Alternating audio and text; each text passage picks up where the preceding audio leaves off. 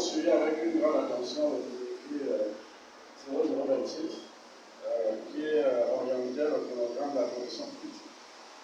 Et depuis l'apparition de ce communiqué, nous assistons tous surpris de la réforme de la nation qui s'insurge contre non seulement les partis politiques, mais également les civils. Alors nous tenons à faire une clarification pour dire que depuis l'avènement du multipartisme au Gabon, les partis politiques se sont toujours organisés pour accéder à la transparence politique dans notre pays.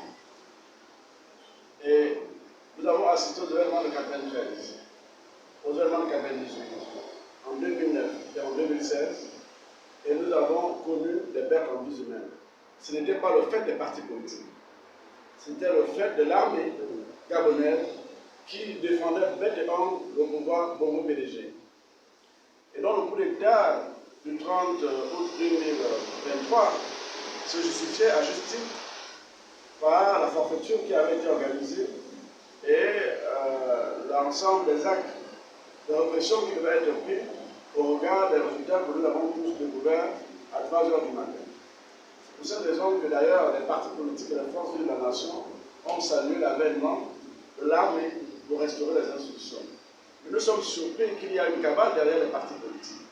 Et nous sommes d'autant plus surpris parce qu'aujourd'hui, le Parlement bicaméral de transition est représenté majoritairement par le Parti démocratique gabonais, qui est le parti qui est responsable de toute la déchéance qu'a connue notre pays, et quelques partis politiques de l'opposition, tout ceci pour mettre un peu de vernis.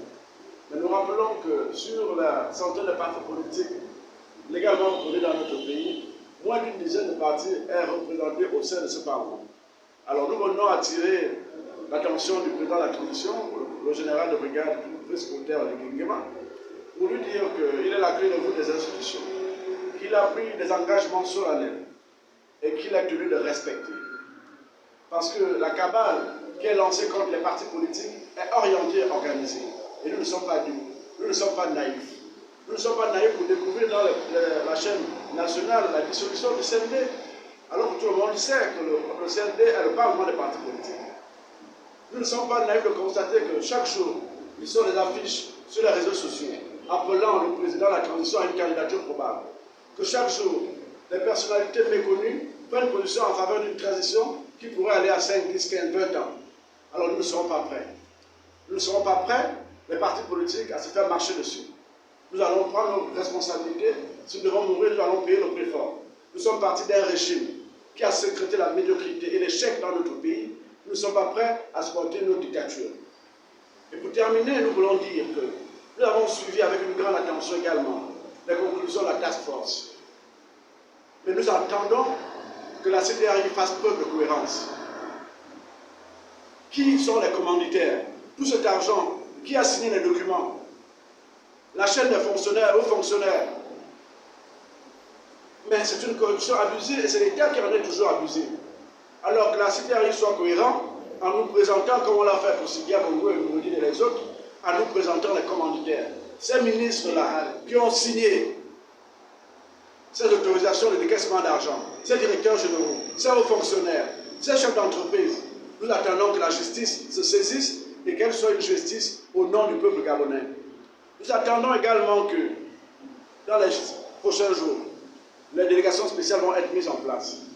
Nous avons les bruits au couloir qui nous interpellent déjà sur la manipulation qui est orchestrée derrière ce projet.